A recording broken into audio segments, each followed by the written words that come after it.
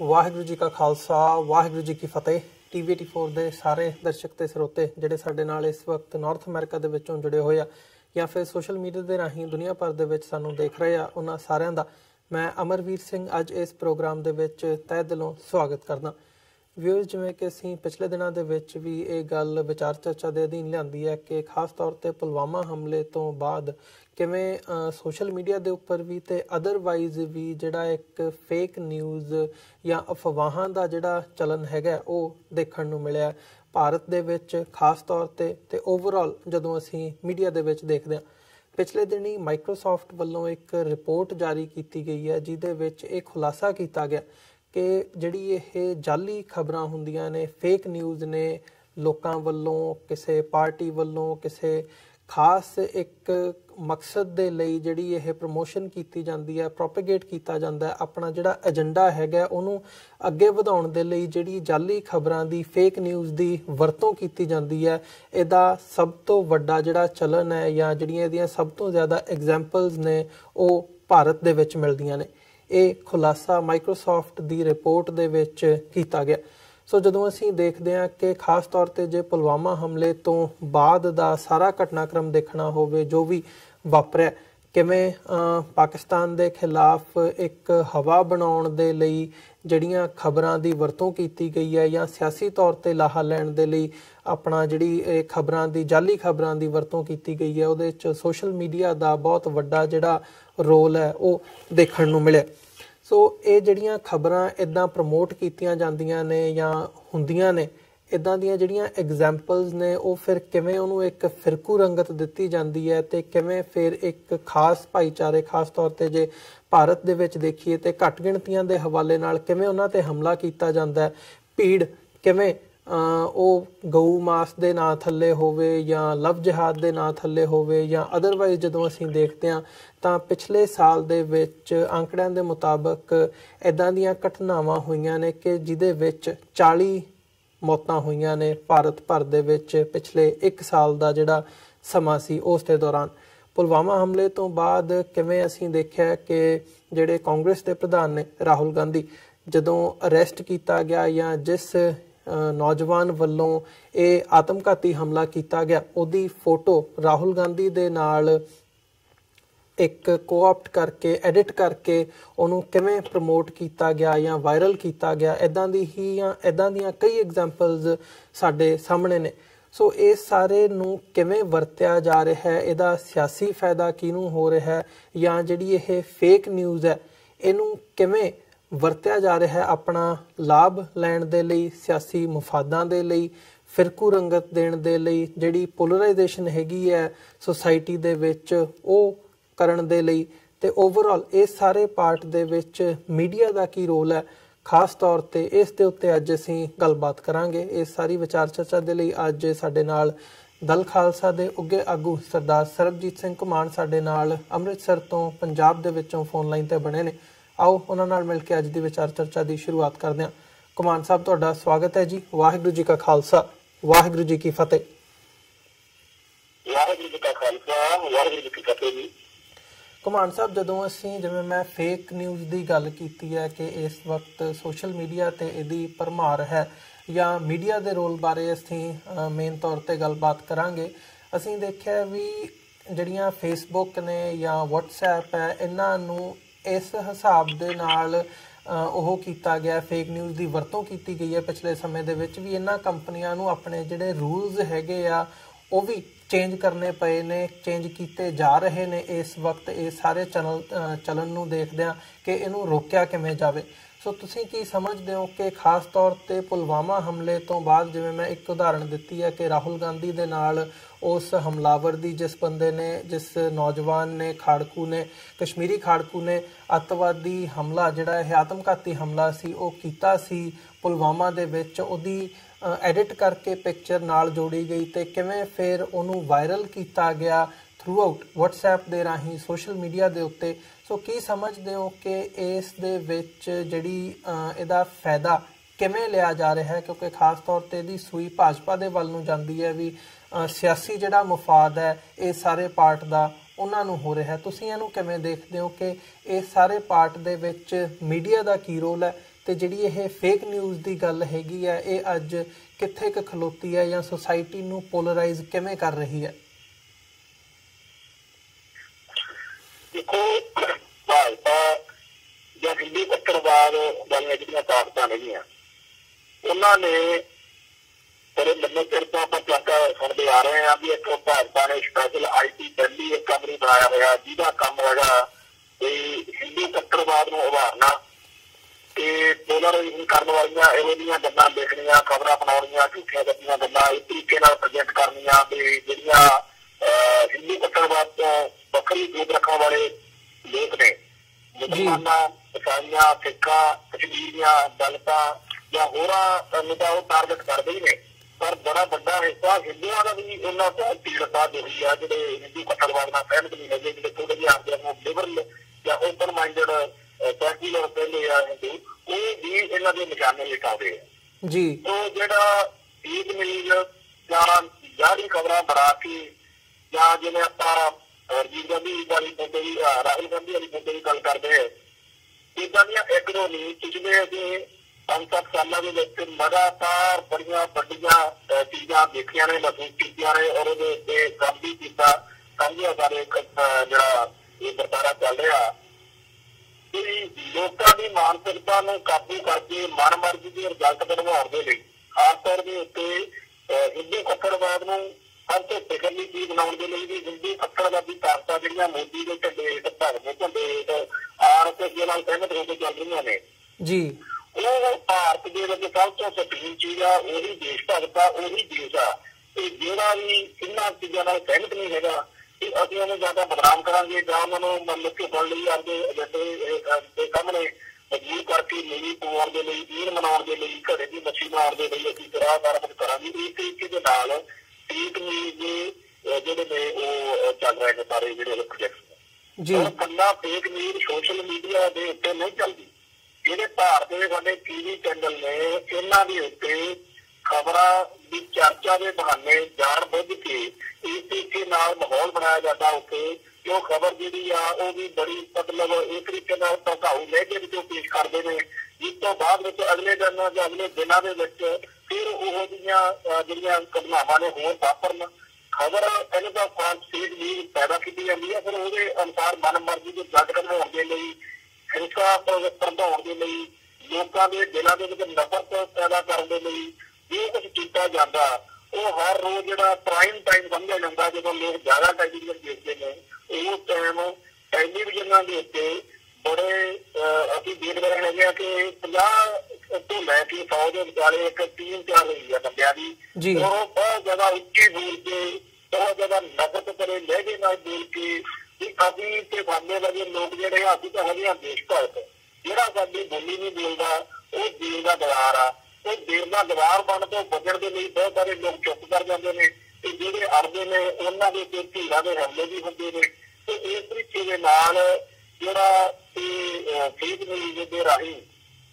ਭਾਰਤ ਦੀ ਸਾਰੀ ਸਿਆਸਤ ਨੂੰ ਪ੍ਰਭਾਵਿਤ ਕਰਨ ਦਾ ਜਿਹੜਾ ਯਤਨ ਸੀਗਾ ਉਹ ਬੜੇ ਲੰਮੇ ਅਰਸੇ ਵਿੱਚ ਚੱਲ ਰਿਹਾ ਸੀਗਾ। ਪਰ ਕਈ ਬੰਦੇ ਸੁਣਨ ਵਾਲੇ ਜਾਂ ਆਮ ਦੁਨੀਆ ਦੇ ਵਿੱਚ ਸਮਝਦੇ ਹੋਣੇ ਆ ਵੀ ਇਹ ਜਿਹੜਾ ਪੁਲਵਾਮਾ ਹਮਲੇ ਤੋਂ ਬਾਅਦ ਵਿੱਚ ਕਦੀ ਜ਼ਿਆਦਾ ਇਸ ਤਰ੍ਹਾਂ ਹੋ ਗਿਆ। ਪਰ ਜਿਹੜਾ ਅਸੀਂ ਇਹਦੇ ਅਧਿਐਨ ਕਰਦੇ ਲੋਕ ਸੀਗੇ ਜਾਂ ਇਹਨਾਂ ਜ਼ਿਲ੍ਹੇ ਦੇ ਲੋਕ ਜਾਂ ਪੀੜਤ ਲੋਕ ਨਹੀਂ ਸੀਗੇ, ਮੈਂ ਇਹ ਸਮਝਦਾ ਹੈਗਾ ਕਿ ਜੇਕਰ ਪੁਲਵਾਮਾ ਹਮਲੇ ਤੋਂ ਬਾਅਦ ਜਿਹੜੀਆਂ ਨਕਲੀ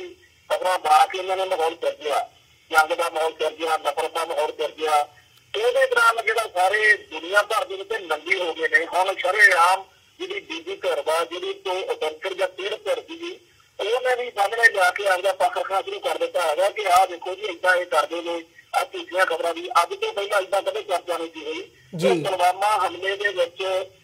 ਤਾਂ ਉਸ ਤੋਂ ਬਾਅਦ ਵਿੱਚ ਜਿਹੜਾ ਮਾਹੌਲ ਬਣਿਆ ਉਹਨੇ ਇਹਨਾਂ ਨੂੰ ਨੰਗਾ ਕਰਨ ਵਿੱਚ, ਇਹਨਾਂ ਨੂੰ ਸ਼ਰੇਆਮ ਸਾਰੇ ਅੰਤਰਰਾਸ਼ਟਰੀ ਪੱਧਰ ਦੇ ਉੱਤੇ ਮਤਲਬ ਨੰਗਾ ਕਰਨ ਦੇ ਵਿੱਚ ਇੱਕ ਜਿਹੜਾ ਹੈਗਾ ਮੌਕਾ ਉਹ ਵੀ ਸਾਨੂੰ ਦਿੱਤਾ ਹੈਗਾ। ਤੇ ਮੈਂ ਇਹ ਸਮਝਦਾ ਹੈਗਾ ਕਿ ਜਿਹੜਾ ਇਹਨਾਂ ਦਾ ਨਕਲੀ ਖਬਰਾਂ ਬਣਾ ਕੇ, ਝੂਠੀਆਂ ਖਬਰਾਂ ਬਣਾ ਕੇ ਲੋਕਾਂ ਦੇ ਵਿੱਚ ਨਫ਼ਰਤ, ਹਿੰਸਾ ਤੇ ਗਲਤ ਚੀਜ਼ਾਂ ਪ੍ਰਚਾਰਨ ਦਾ ਬਣਾਉਣ ਦਾ ਸਾੜਨ ਦਾ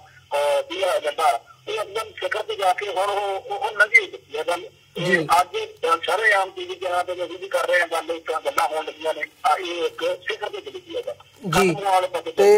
ਘੁਮਾਣ ਸਾਹਿਬ, ਜੇ ਪੁਲਵਾਮਾ ਹਮਲੇ ਤੋਂ ਬਾਅਦ ਦਾ ਜਿਹੜਾ ਸਾਰਾ ਘਟਨਾਕ੍ਰਮ ਹੈਗਾ ਜੋ ਵਾਪਰਿਆ ਉਹਦੇ ਬਾਰੇ ਗੱਲ ਕਰਨੀ ਹੋਵੇ ਤਾਂ ਜਿਵੇਂ ਇਸ ਸਾਰੇ ਦੇ ਵਿੱਚ ਜਦੋਂ ਹੀ ਹਮਲਾ ਹੁੰਦਾ ਅੱਧੇ ਘੰਟੇ ਦੇ ਵਿੱਚ ਪਾਕਿਸਤਾਨ ਤੇ ਬਲੇਮ ਸੁੱਟਿਆ ਜਾਂਦਾ ਵੀ ਜੀ ਇਹਦੇ ਪਿੱਛੇ ਪਾਕਿਸਤਾਨੀ ਫੌਜ ਦਾ ਹੱਥ ਹੈ, ਇਹਦੇ ਪਿੱਛੇ ਪਾਕਿਸਤਾਨ ਦੀ ਜਿਹੜੀ ਏਜੰਸੀ ਹੈ ISI ਉਹਦਾ ਹੱਥ ਹੈ, ਜਾਂ ਜਿਹੜੀ ਫਿਗਰ ਦਿੱਤੀ ਜਾਂਦੀ ਹੈ ਸਟ੍ਰਾਈਕ ਤੋਂ ਬਾਅਦ ਕਿ ਅਸੀਂ 300 ਜਾਂ 350 ਦਾ ਅੰਕੜਾ ਮੀਡੀਆ ਦੇ ਵਿੱਚ ਆਇਆ ਕਿ ਅਸੀਂ ਅੱਤਵਾਦੀ ਜਿਹੜੇ ਆ ਉਹ ਮਾਰ ਮੁਕਾਏ ਨੇ, ਕਿ ਇਹਨੂੰ ਵੀ ਤੁਸੀਂ ਇਸੇ ਦੇ ਨਾਲ ਜੋੜਦੇ ਹੋ ਕਿ ਇਹ ਵੀ ਇਸੇ ਪ੍ਰੋਪੇਗੈਂਡੇ ਦੇ ਹੇਠ ਜਾਂ ਆਪਣਾ ਜਿਹੜਾ ਸਿਆਸੀ ਲਾਹਾ ਲੈਣ ਦੇ ਲਈ ਹੀ ਚੁੱਕੇ ਗਏ ਕਦਮ ਸੀ? ਇਹ ਚੀਜ਼ ਰੁਕ ਨਹੀਂ ਰਹੀ ਹੈ। ਹੁਣ ਤਾਂ ਇਹਦੀਆਂ ਵੱਡੀਆਂ ਖਾਵਾਂ ਉੱਤੇ ਬੈਠੇ ਬੰਦਿਆਂ ਤੋਂ ਜਿਹੜੀਆਂ ਨੀਂਦ ਫੇਦ ਵੀਰ ਜਿਹਨੂੰ ਆਪਾਂ ਕਹਿੰਦੇ ਆ ਉਹ ਬਣਵਾਈਆਂ ਜਾ ਰਹੀਆਂ ਨੇ ਕਿ ਲਓ ਜੀ ਬਸ ਜੰਗ ਲੱਗਣ ਹੀ ਵਾਲੀ ਆ ਤੇ ਤਿਆਰ ਹੋ ਗਏ। ਉਹ ਜੰਗ ਦਾ ਮਾਹੌਲ ਜਿਹੜਾ ਬਣਾ ਕੇ ਲੋਕਾਂ ਦੇ ਮਨ ਦੀ ਦਹਿਸ਼ਤ ਪਾ ਕੇ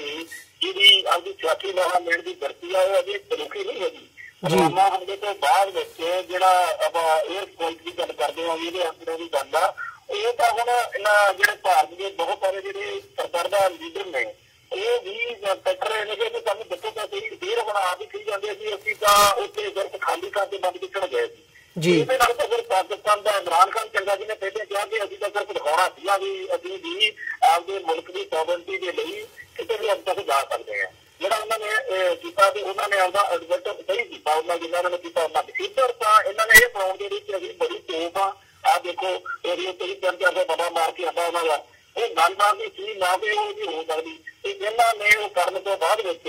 ਹੁਣ ਜਿਵੇਂ ਕੱਲ੍ਹ ਵੀ ਬਹੁਤ ਸਾਰੀਆਂ ਜਿਵੇਂ ਖਬਰਾਂ ਦੀ ਜੰਗ ਉਹਨਾਂ ਦੀ ਤਿਆਰ ਹੋ ਗਈ ਜੀ, ਉੱਥੇ ਜੰਗ ਦਾ ਮਾਹੌਲ ਬਣ ਗਿਆ। ਹੁਣ ਉੱਥੇ ਕਿਉਂਕਿ ਇੱਥੇ ਗਰਾਊਂਡ ਦੇ ਉੱਤੇ ਥੋੜਾ ਜਿਹਾ ਕੰਮ ਵਧੀਆ ਤੇ ਉਹ ਲੋਕ ਨਾਲ ਦੀ ਨਾਲ ਜਿਹੜੇ ਬਾਰਡਰ ਦੇ ਉੱਤੇ ਰਾਸ਼ਟਰੀ ਪੰਜਾਬ ਦੀ ਤਰ੍ਹਾਂ ਦਿੱਤੇ ਕਸ਼ਮੀਰ ਦੀ ਤਰ੍ਹਾਂ ਦਿੱਤੇ ਬੈਠੇ ਆ, ਉਹ ਨਾਲ ਦੀ ਨਾਲ ਲੋਕਾਂ ਨੂੰ ਦੱਸ ਰਿਹਾ ਸੀਗਾ ਇੱਥੇ ਸਾਨੂੰ ਜਦ ਨਹੀਂ ਲੱਗਦਾ ਹੈਗਾ ਟੈਲੀਵਿਜ਼ਨ ਜਦੋਂ ਦੇਖਾ ਬੈਠਦੇ ਆ ਉਹ ਲੱਗਦਾ ਵੀ ਜੰਗ ਲੱਗੀ ਪਈ ਆ। ਤੇ ਜਿਹੜੀ ਇਹ ਝੂਠੀ ਇੱਕ ਸਾਰੇ ਭਾਰਤ ਵਿੱਚ ਜਾਂ ਸਾਰੀ ਦੁਨੀਆ ਦੇ ਵਿੱਚ ਨਿਊਜ਼ ਫੈਲਾਈ ਜਾ ਰਹੀ ਸੀਗੀ ਉਹ ਇਸ ਤਰੀਕੇ ਨਾਲ ਲੰਬੀ ਹੋ ਰਹੀ ਸੀ ਨਾਲ ਦੀ ਨਾਲ। ਤਾਂ ਕੱਢ ਨਵਾਂ ਕੱਢ ਗਿਆ ਰਾਸ਼ਟਰਪਤੀ ਦਾ ਜੀ ਹੁਣ ਤਾਂ ਉੱਥੇ ਮੰਦਰ ਦੇ ਵਿੱਚ ਜਿਹੜੀ ਲੱਗੀ ਆ ਉੱਥੇ ਜੰਗ ਹੋਣ ਦਾ ਆਧਾਰ ਬਣ ਗਿਆ ਹੈਗਾ ਜੀ ਆਮੋ ਸਾਹਮਣੇ ਆਦਮੀਆਂ ਦਾ ਨਾਮ ਜੀ। ਜੰਗ ਦਾ ਮਾਹੌਲ ਸਿਰਜ ਕੇ ਦੇਸ਼ ਭਗਤੀ ਦੇ ਜਜ਼ਬੇ ਨੂੰ ਉਭਾਰ ਕੇ ਅਗਲੀ ਲੋਕ ਸਭਾ ਦੀ ਚੋਣ ਜਿੱਤਣੀ ਆ, ਇਹਦੇ ਲਈ ਕੁਝ ਵੀ ਕੀਤਾ ਜਾ ਸਕਦਾ। ਤੇ ਜਦੋਂ ਪੁਲਵਾਮਾ ਹੋਇਆ ਉਸ ਤੋਂ ਬਾਅਦ ਵਿੱਚ ਜਿੰਨੀਆਂ ਚੀਜ਼ਾਂ ਆਈਆਂ ਇੱਕ ਜਿਹੜੀ ਪਲੈਨਿੰਗ ਆ ਜਿਹੜੀ ਯੋਜਨਾ ਬੰਦੀ ਆ ਉਹ ਵੀ ਬੜੀ ਤਰੀਕੇ ਨਾਲ ਦੀ ਨਾਲ ਸਮਝ ਲੱਗੀ ਆ ਕਿ ਕਿਵੇਂ ਇਹਨਾਂ ਨੇ ਸਾਰੇ ਭਾਰਤ ਵਿੱਚ ਜਿਹੜੇ ਸਾਡੇ ਕਸ਼ਮੀਰੀ ਵਿਦਿਆਰਥੀ ਪੜ੍ਹਨ ਆਏ ਹੋਏ ਨੇ ਉਹਨਾਂ ਨੂੰ ਇੱਕ ਬੜੀ ਸਿਸਟਮੈਟਿਕ ਢੰਗ ਦੇ ਨਾਲ ਟਾਰਗੇਟ ਕੀਤਾ। ਉਹ ਕੁਝ ਆਪਾਂ ਐਗਜ਼ਾਮਪਲ ਤੌਰ ਦੇ ਉੱਤੇ ਸੈੱਟ ਕਰਕੇ ਵੀ ਬਾਅਦ ਵਿੱਚ ਲੋਕ ਕਾਪੀ ਚ ਲਿਖਾ ਦਾਂਗੇ ਤੇ ਲੋਕ ਕਸ਼ਮੀਰੀਆਂ ਨੂੰ ਨੌਜਵਾਨ ਵਿਦਿਆਰਥੀਆਂ ਨੂੰ ਕੱਢ ਕੇ ਘਰਾਂ ਚੋਂ ਪੁੱਕਣਗੇ ਬਾਹਰ ਨੂੰ ਯੂਨੀਵਰਸਿਟੀਆਂ ਦੇ ਵਿੱਚ ਜਾਂ ਪੜ੍ਹਨ ਵਾਲੇ ਵਿਦਿਆਰਥੀਆਂ ਦਾ ਹੋਊਗਾ ਤਾਂ ਉਹਨੂੰ 4 ਘਟਨਾਵਾਂ ਆਪ ਕਰਵਾ ਲਓ, ਉਹਨਾਂ ਦਾ ਸੋਸ਼ਲ ਮੀਡੀਆ ਤੇ ਇਸ ਤਰੀਕੇ ਨਾਲ ਮਤਲਬ ਪ੍ਰਚਾਰ ਕਰੋ ਵੀ ਉਹ ਲੱਗਣਗੇ ਬੜੀ ਕਮਾਲ ਦੀ ਗੱਲ ਕਰਨਾ ਚਾਹੀਦਾ ਤਾਂ ਕਿ ਉਹ ਵੀ ਜਿਹੜੇ ਸਾਰੇ ਭਾਰਤ ਵਿੱਚ ਇਹੋ ਜਿਹਾ ਮਾਹੌਲ ਬਣ ਜਾਊਗਾ। ਤੇ ਜਾਂ ਜਿਹੜੇ ਕਸ਼ਮੀਰੀ ਲੋਕ ਜਿਹੜੇ ਵਿਚਾਰੇ ਕਿਰਤ ਕਰਨ ਆਉਂਦੇ ਨੇ ਉਹਨਾਂ ਨੂੰ ਟਾਰਗੇਟ ਇਸ ਤਰ੍ਹਾਂ ਕਰੋ। ਤੇ ਪਰ ਉਸ ਮੌਕੇ ਨਾਲ ਦੀ ਨਾਲ ਜਿਹੜੀ ਗੱਲ ਆਈ ਕਿ ਚੰਗਾ ਇੱਕ ਅਸੀਂ ਆਪਾਂ ਇਸ ਗੱਲ ਨੂੰ ਸਾਡੇ ਸਿੱਖ ਕੌਮ ਨੂੰ ਇਸ ਗੱਲ ਦੀ ਦਵਾਈ ਹੋਣੀ ਚਾਹੀਦੀ ਹੈ ਕਿ ਮੌਕੇ ਤੇ ਆਪਾਂ ਜ਼ਿੰਮੇਵਾਰੀ ਨਿਭਾਈ ਕੌਮ ਨੇ ਤੇ ਭੋਗ ਵਜਾ ਕੇ ਕਿਹਾ ਕਿ ਇਹਨਾਂ ਕਸ਼ਮੀਰੀਆਂ ਦਾ ਕੋਈ ਕਸੂਰ ਨਹੀਂ ਹੈਗਾ, ਇਹ ਤਾਂ ਫੇਕ ਨਿਊਜ਼ ਦੇ ਸ਼ਿਕਾਰ ਕੀਤੇ ਜਾ ਰਹੇ ਨੇ ਔਰ ਇਹਨਾਂ ਜਿਹੜੇ ਬੱਚੇ ਨੇ ਕਸ਼ਮੀਰ ਦੇ ਸਟੂਡੈਂਟ ਨੇ ਵਿਦਿਆਰਥੀ ਨੇ ਇਹਨਾਂ ਸਾਰਿਆਂ ਨੂੰ ਸੁਰੱਖਿਅਤ ਕਸ਼ਮੀਰ ਉੱਪਰ ਦਾ ਕਰਨ ਵਿੱਚ ਜਾਂ ਹੋਰ ਲੋਕਾਂ ਨੂੰ ਜਿਹੜੇ ਫਾਸੀ ਦੀ ਦਿੱਤਾ ਦੇ ਵਿੱਚ ਇਹਨਾਂ ਸਾਰਿਆਂ ਦਾ ਇੱਕ ਤਰੀਕੇ ਨਾਲ ਇੱਕ ਮੌਕੇ ਤੇ ਕਤਲੇਆਮ ਕਰਨ ਦੇ ਲਈ ਉਹਨਾਂ ਦੇ ਮਨਾਂ ਦੀ ਦਹਿਸ਼ਤ ਪਾਉਣ ਦੇ ਲਈ ਤੇ ਦੇਸ਼ ਭਗਤ ਦੀ ਮੁੱਖ ਏਜੰਡਾ ਹਰ ਗੱਲ ਦੇ ਪਿੱਛੇ ਇੱਕ ਰਹਿੰਦਾ ਉਹਨਾਂ ਦਾ ਜੀ। ਘਟਨਾਕ੍ਰਮ ਵੱਖਰਾ ਹੋ ਸਕਦਾ ਵਾ ਚਾਹੇ ਉਹ ਕਸ਼ਮੀਰੀ ਵਿਦਿਆਰਥੀਆਂ ਦਾ ਵਾ ਚਾਹੇ ਪੁਲਵਾਮਾ ਚਾਹੇ ਏਅਰਸਟ੍ਰਾਈਕ ਦਾ ਕੋਈ ਗੱਲ ਆ ਚਾਹੇ ਜੰਗ ਦਾ ਮਾਹੌਲ ਚੱਲਣ ਦੀ ਗੱਲ ਆ ਹੋਰ ਜਿਹੜਾ ਜਿਹੜੀਆਂ ਗੱਲਾਂ ਨੇ ਇਹ ਗੱਲਾਂ ਸਾਰੀਆਂ ਅੱਡ ਵੀ ਨੇ ਤੇ ਇੱਕ ਵੀ ਨੇ। ਆਪਸ ਵਿੱਚ ਇਹਨਾਂ ਦਾ ਇੱਕ ਵਿਚਾਲੇ ਸਾਰਿਆਂ ਦੇ ਜਿਹੜੀ ਸੰਗਲੀ ਲੰਘਦੀ ਜਿਹੜੀ ਇਹਨੂੰ ਇਕੱਠਾ ਕਰਦੀ ਆ ਉਹ ਹੈਗੀ ਆ ਕਿ BJP ਜਾਂ ਆਰਐਸਐਸ ਜਾਂ ਭਾਰਤੀ ਏਜੰਡੇ ਵਾਲਿਆਂ ਦਾ ਇਹ ਉਹਦਾ ਫਰਮ ਬਣਾਇਆ ਹੋਇਆ ਕਿ ਅਸੀਂ ਦੇਸ਼ ਭਗਤੀ ਦੀ ਭਾਵਨਾ ਭੜਕਾ ਕੇ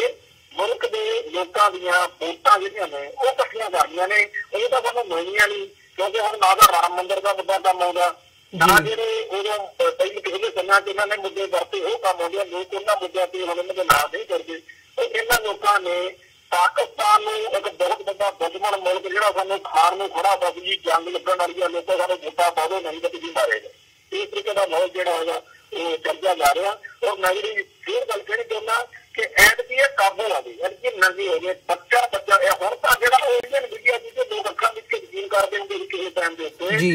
ਇੰਡੀਅਨ ਮੀਡੀਆ ਨੂੰ ਸਾਰਾ ਆਗਾ ਦੇ ਖਬਰਾਂ ਲਈਆਂ ਪੈ ਰਹੀਆਂ ਨੇ ਕਿ ਅਸੀਂ ਸੱਚ ਬੋਲਦੇ ਹਾਂ, ਉਹ ਕੋਈ ਯਕੀਨ ਨਹੀਂ ਕਰ ਰਿਹਾ। ਉਹ ਭਾਰਤੀ ਸਟੇਟ ਦਾ, ਭਾਰਤੀ ਮੀਡੀਆ ਦਾ ਜਿਸ ਤਰੀਕੇ ਨਾਲ ਭਰੋਸੇਯੋਗਤਾ ਖਤਮ ਹੋਈ ਆ, ਜਿਸ ਤਰੀਕੇ ਨਾਲ ਲੋਕਾਂ ਦੇ ਵਿਸ਼ਵਾਸ, ਲੋਕਾਂ ਦੇ ਫੇਥ ਖਤਮ ਹੋਇਆ ਵਾ, ਉਹ ਇਹਨਾਂ ਜਿਹੜੀਆਂ ਨਕਲੀ ਖਬਰਾਂ ਦਿੰਦੇ ਨੇ, ਝੂਠੀਆਂ ਖਬਰਾਂ ਬਣਾ ਕੇ ਦਿੰਦੇ ਨੇ, ਇਹਦੀ ਬਦੌਲਤ ਜਿਹੜਾ ਸੀਗਾ ਇਹਨਾਂ ਨੂੰ ਇਹ ਜਦ ਦੇਖਣਾ ਚਾਹੀਦਾ। ਜੀ ਬਿਲਕੁਲ ਘੁਮਾਣ ਸਾਹਿਬ, ਜਿਵੇਂ ਤੁਸੀਂ ਗੱਲ ਕੀਤੀ ਹੈ ਕਿ ਇਹ ਸਾਰੇ ਘਟਨਾਕ੍ਰਮ ਤੋਂ ਬਾਅਦ ਖਾਸ ਤੌਰ 'ਤੇ ਜਿਹੜਾ ਮੀਡੀਆ ਹੈਗਾ ਉਹਦੇ 'ਤੇ ਬੜਾ ਵੱਡਾ ਸਵਾਲੀਆ ਨਿਸ਼ਾਨ ਲੱਗਿਆ, ਉਹਦੀ ਕਾਰਜਸ਼ੈਲੀ 'ਤੇ, ਜਾਂ ਜਿਸ ਹਿਸਾਬ ਨਾਲ ਉਹ ਪ੍ਰਮੋਟ ਕਰਦੇ ਆ ਖਬਰਾਂ ਨੂੰ, ਜਾਂ ਕਿਵੇਂ ਕਿਤੇ ਨਾ ਕਿਤੇ ਇਹੀ ਗੱਲ ਲੱਗਦੀ ਹੈ ਕਿ ਜਿਹੜਾ ਸਟੇਟ ਦਾ ਏਜੰਡਾ ਹੈਗਾ ਉਹਨੂੰ ਚਾਰੇ ਪੈਰ ਚੱਕ ਕੇ ਉਹਨਾਂ ਨੂੰ ਲਾਗੂ ਕਰਨ 'ਤੇ ਲੱਗੇ ਹੋਏ ਆ, ਅਤੇ ਕਿਸੇ ਵੀ ਹੱਦ ਤੱਕ ਜਾਇਆ ਜਾ ਸਕਦਾ। ਸੋ ਇਹ ਗੱਲ ਸਾਹਮਣੇ ਆ ਰਹੀ ਹੈ ਇਸ ਵਕਤ। ਪਰ ਇਹ ਸਾਰੇ ਘਟਨਾਕ੍ਰਮ ਦੇ ਵਿੱਚ ਜਿਵੇਂ ਤੁਸੀਂ ਕਸ਼ਮੀਰ ਦਾ, ਕਸ਼ਮੀਰੀ ਵਿਦਿਆਰਥੀਆਂ ਦਾ ਜ਼ਿਕਰ ਕੀਤਾ, ਉਸ ਹਵਾਲੇ ਨਾਲ ਇੱਕ ਬੜੀ ਪੋਜ਼ੀਟਿਵ ਗੱਲ ਵੀ ਦੇਖਣ ਨੂੰ ਮਿਲੀ ਹੈ ਕਿ ਜਿੱਥੇ ਇੱਕ ਪਾਸੇ ਸੁਸਾਇਟੀ ਦੇ ਵਿੱਚ ਪੋਲਰਾਈਜੇਸ਼ਨ ਪੈਦਾ ਕੀਤੀ ਜਾ ਰਹੀ ਹੈ, ਮੁਸਲਮਾਨਾਂ ਦੇ ਖਿਲਾਫ ਜਾਂ ਪਾਕਿਸਤਾਨ ਦੇ ਖਿਲਾਫ ਭੜਕਾਇਆ ਜਾ ਰਿਹਾ, ਜਿਹੜੀਆਂ ਫਿਰਕੂ ਭਾਵਨਾਵਾਂ ਹੈਗੀਆਂ ਨੇ, ਉੱਥੇ ਹੀ ਜਿਹੜਾ ਸਿੱਖਾਂ ਵੱਲੋਂ ਰਿਐਕਟ ਕੀਤਾ ਗਿਆ ਇਸ ਸਿਚੁਏਸ਼ਨ ਦੇ ਵਿੱਚ, ਕਸ਼ਮੀਰੀ ਨੌਜਵਾਨਾਂ ਦੀ, ਕਸ਼ਮੀਰੀਆਂ ਦੀ ਮਦਦ ਕੀਤੀ ਗਈ, ਉਹਨੇ ਕਸ਼ਮੀਰ ਤੇ ਸਿੱਖਾਂ ਦਾ ਜਿਹੜਾ ਪੰਜਾਬ ਦਾ ਆਪਸੀ ਬੌਂਡ ਹੈਗਾ, ਆਪਸੀ ਸਾਂਝ ਹੈ, ਉਹਨੂੰ ਬੜੇ ਪੱਕੇ ਪੈਰਾਂ 'ਤੇ ਲਿਆ ਕੇ ਖੜਾ ਕੀਤਾ। ਅਤੇ ਖਾਸ ਤੌਰ 'ਤੇ ਸਿੱਖਾਂ ਦੀ ਅਤੇ ਮੁਸਲਮਾਨਾਂ ਦੀ ਜਿਹੜੀ ਆਪਸੀ ਸਾਂਝ ਹੈਗੀ ਹੈ, ਉਹਦੇ ਵਿੱਚ ਬੜਾ ਹੀ ਇੱਕ ਪੋਜ਼ੀਟਿਵ ਰੋਲ ਅਦਾ ਕੀਤਾ ਇਹ ਸਾਰੇ ਘਟਨਾਕ੍ਰਮ ਨੇ। ਇਸ ਐਂਗਲ ਤੋਂ ਤੁਸੀਂ ਇਹਨੂੰ ਕਿਵੇਂ ਦੇਖਦੇ ਹੋ, ਜਿੱਥੇ ਸਿੱਖਾਂ ਦੀ ਅਤੇ ਮੁਸਲਮਾਨਾਂ ਦੀ ਆਪਸੀ ਸਾਂਝ ਦੀ ਗੱਲ ਆਉਂਦੀ ਹੈ? ਦੇਖੋ, ਹਿੰਦੂ ਕੱਟੜਵਾਦ ਆ, ਉਹਦੀ ਬੜੀ ਦਿਲੀ ਭਾਵਨਾ ਰਹੀ ਆ ਕਿ ਕਸ਼ਮੀਰੀ ਅਤੇ ਸਿੱਖ ਇੱਕ ਦੂਜੇ ਦੇ ਦੁਸ਼ਮਣ ਬਣਾਉਣੇ ਆ। ਆਪਾਂ ਨੂੰ ਯਾਦ ਆ ਕਿ ਜਦੋਂ ਬਿਲ ਕਲਿੰਟਨ ਦਾ ਦੌਰਾ ਸੀਗਾ, ਉਸ ਦਿਨ ਪਹਿਲਾਂ ਕਿਤੇ ਪਿੰਡਪੁਰਾ ਦੇ ਵਿੱਚ ਸਾਡੇ ਸਿੱਖ ਭਾਈਚਾਰਾ ਕਤਲੇਆਮ ਅਸੀਂ ਭਾਰਤੀ ਏਜੰਸੀਆਂ ਨੇ ਇਸ ਤਰੀਕੇ ਨਾਲ ਕੀਤਾ ਕਿ ਕਸ਼ਮੀਰ ਦੇ ਜਿਹੜੇ ਜੁਝਾਰੂ ਨੇ ਉਹਨਾਂ ਦਾ ਨਾਂ ਲੱਗ ਜੇ, ਤੇ ਕਸ਼ਮੀਰੀ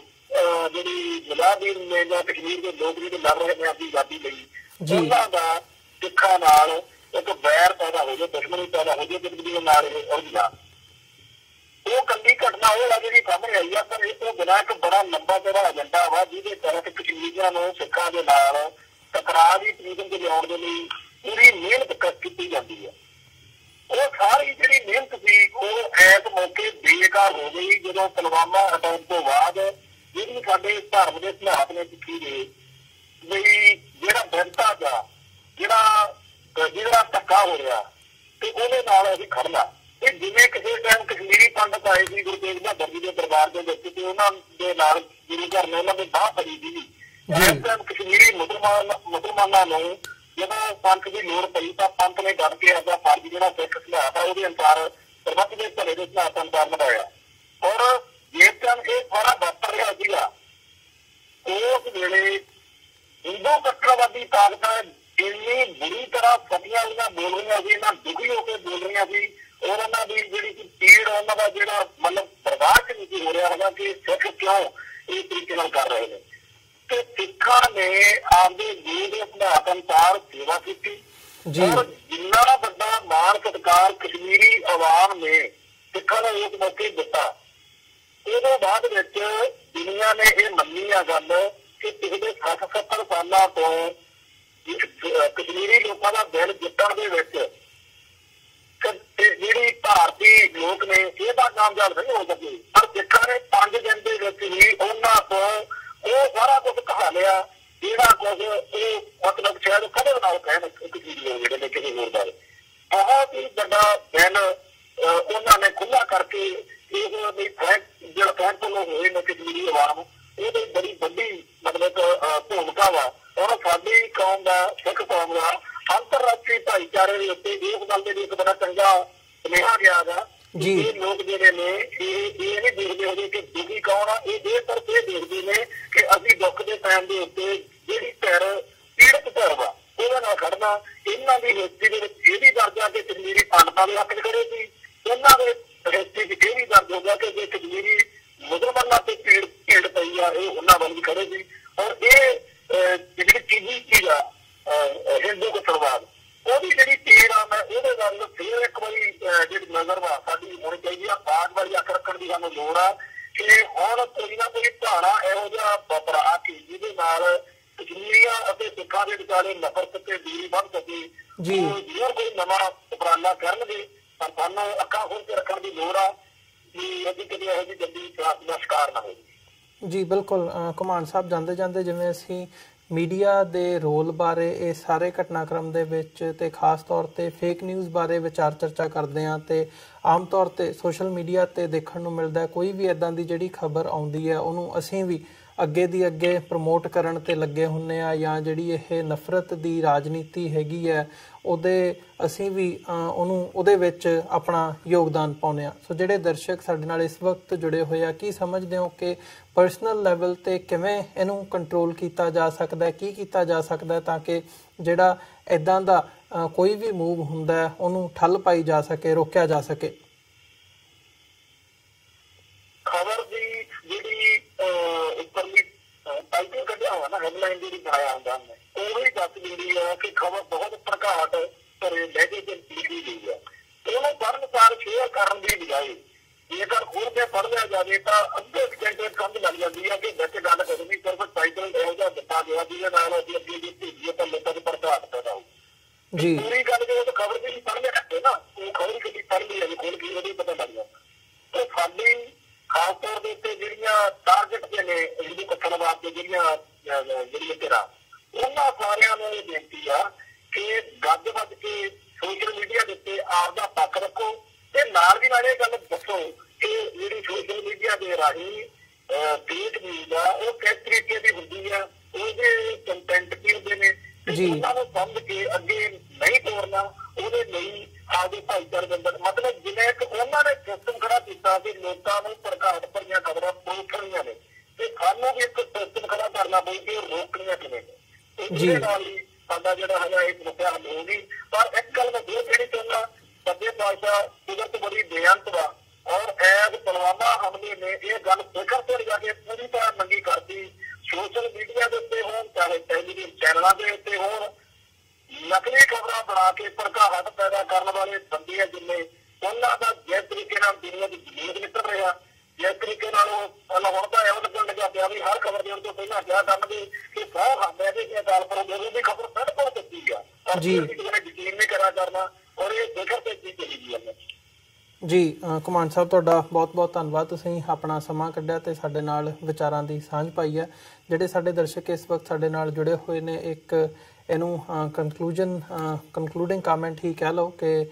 ਜ਼ਰੂਰ ਜਦੋਂ ਵੀ ਕੋਈ ਖਬਰ ਅਸੀਂ ਦੇਖਦੇ ਹਾਂ, ਪੜ੍ਹਦੇ ਹਾਂ, ਖਾਸ ਤੌਰ 'ਤੇ ਜਦੋਂ ਸੋਸ਼ਲ ਮੀਡੀਆ 'ਤੇ ਉਹ ਆਉਂਦੀ ਹੈ ਤਾਂ ਉਹਨੂੰ ਵੈਰੀਫਾਈ ਜ਼ਰੂਰ ਕਰ ਲੈਣਾ ਚਾਹੀਦਾ ਅੱਗੇ ਭੇਜਣ ਦੀ ਥਾਂ 'ਤੇ, ਤਾਂ ਕਿ ਉਸ ਜਿਹੜੀ ਇਹ ਭੜਕਾਹਟ ਦੀ ਜਾਂ ਪੋਲਰਾਈਜੇਸ਼ਨ ਦੀ ਜਿਹੜੀ ਇਹ ਰਾਜਨੀਤੀ ਹੈਗੀ ਹੈ ਇਹਨੂੰ ਠੱਲ ਪਾਈ ਜਾ ਸਕੇ, ਇਹਨੂੰ ਰੋਕਿਆ ਜਾ ਸਕੇ। ਅਤੇ ਜਿਵੇਂ ਮੈਂ ਗੱਲ ਕੀਤੀ ਹੈ ਵੀ ਪਿਛਲੇ 1 ਸਾਲ ਦੇ ਵਿੱਚ ਇੱਦਾਂ ਦੀਆਂ ਘਟਨਾਵਾਂ ਦੇ ਰਾਹੀਂ ਜਿਹੜੀ ਇਹ ਫੇਕ ਨਿਊਜ਼ ਹੈਗੀ ਹੈ ਇਹਦੇ ਕਰਕੇ ਜਿਹੜੀ ਭੜਕਾਹਟ ਪੈਦਾ ਕੀਤੀ ਜਾਂਦੀ ਹੈ ਉਸ ਨੂੰ ਜ਼ਰੀਆ ਬਣਾ ਕੇ 40 ਮੌਤਾਂ ਭਾਰਤ ਦੇ ਵਿੱਚ ਹੋਈਆਂ ਨੇ, ਉਹ ਭੀੜ ਵੱਲੋਂ ਹੋਣ ਜਾਂ ਇੰਡੀਵਿਜੂਅਲ ਲੈਵਲ 'ਤੇ ਹੋਣ, ਇਹ ਡਾਟਾ ਦੱਸਦਾ। ਸੋ ਅਸੀਂ ਜ਼ਰੂਰ ਅਵੇਅਰ ਹੋਈਏ। ਸੋ ਇਹਨਾਂ ਹੀ ਸ਼ਬਦਾਂ ਦੇ ਨਾਲ ਅਸੀਂ ਤੁਹਾਡੇ ਕੋਲੋਂ ਵੀ ਇਜਾਜ਼ਤ ਚਾਹਾਂਗੇ। ਘੁਮਾਣ ਸਾਹਿਬ, ਤੁਹਾਡਾ ਵੀ ਬਹੁਤ ਬਹੁਤ ਧੰਨਵਾਦ। ਫਤਿਹ ਦੀ ਸਾਂਝ ਪਾਈਏ ਜੀ। ਵਾਹਿਗੁਰੂ ਜੀ ਕਾ ਖਾਲਸਾ, ਵਾਹਿਗੁਰੂ ਜੀ ਕੀ ਫਤਿਹ। ਵਿਊਅਰਸ, ਇਸੇ ਦੇ ਨਾਲ ਅਸੀਂ ਜਿਹੜਾ ਅੱਜ ਦਾ ਇਹ ਸ਼ੋਅ ਹੈ ਉਹਦੀ ਇੱਥੇ ਹੀ ਸਮਾਪਤੀ ਕਰਦੇ ਹਾਂ। ਦੁਬਾਰਾ ਫਿਰ ਕੱਲ੍ਹ ਨੂੰ ਤੁਹਾਡੇ ਨਾਲ ਮੁਲਾਕਾਤ ਹੋਵੇਗੀ। ਤਦ ਤੱਕ ਲਈ ਇਜਾਜ਼ਤ ਦਿਓ ਜੀ। ਵਾਹਿਗੁਰੂ ਜੀ ਕਾ ਖਾਲਸਾ, ਵਾਹਿਗੁਰੂ ਜੀ ਕੀ ਫਤਿਹ।